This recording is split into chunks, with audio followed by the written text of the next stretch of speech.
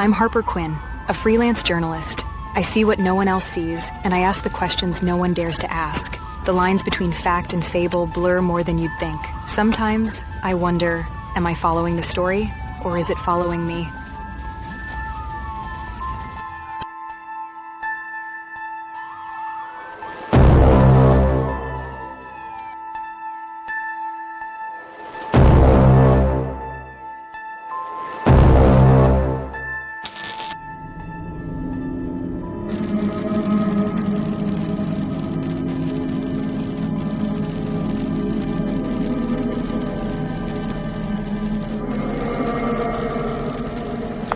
Two weeks ago, a case landed on my desk. It started with a sound, in a language no one understood, and ended with a murder. But the strange part, the ending, was a door to a completely different world. In a small apartment in New Mexico, the police found a man hanged with a metal wire. The look on his face, hysterical. His eyes wide open, like they'd just seen something terrifying. On the wall, a strange sentence, unintelligible. The cassette next to the body had a recording. The man was mumbling in a language no one could identify. And then, a scream. Just one. A scream that gets stuck in your mind. I started digging, and noticed something. This wasn't the first time. 5 years ago, 3 suicides, in different states. Each time, the same sentence, written on the walls, in blood. The phrase kept repeating, whoever speaks it loses their mind. Whoever writes it is exiled from time. One case survived. A homeless man. He was one of the victims, but didn't die. He was treated and released. And since then, he's been roaming the streets. He writes symbols in mud on walls. The same language. I approached him, asked him about the phrase. He looked up and said, "It's the language of the mountain, the first language." And he warned me, those who hear it don't understand it. It understands them. I said, "What do you mean?" "What mountain?" He wrote a mental hospital's address in the mud and said, "The last survivor."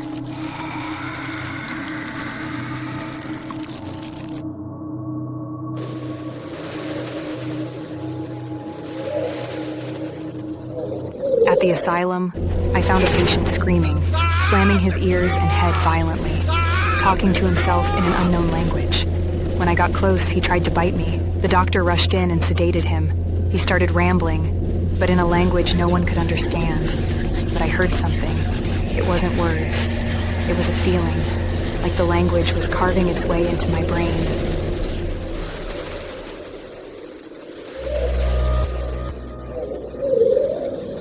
I'm truly grateful for the hospital records.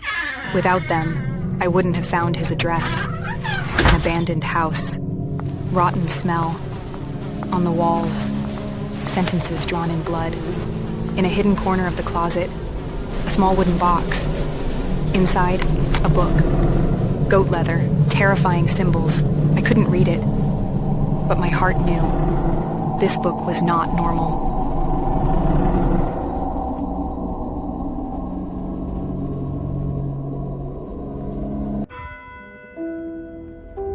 I took the book to a priest at the Old Shepherd Church.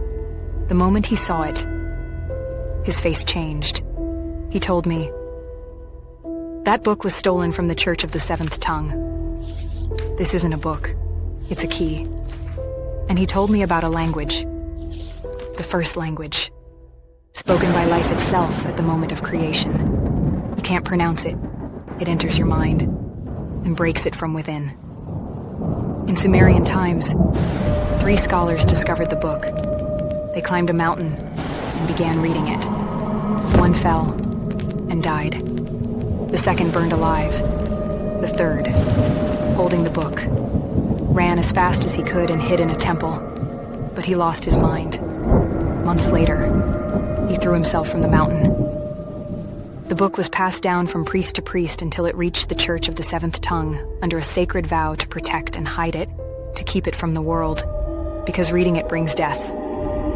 The priest closed the book and said to me, "The man in the asylum, he's the one who stole it 20 years ago, that endless hunger for power and control."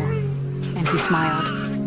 Since Adam, greed keeps making us try to control what isn't ours. He wrapped the book in leather and hid it.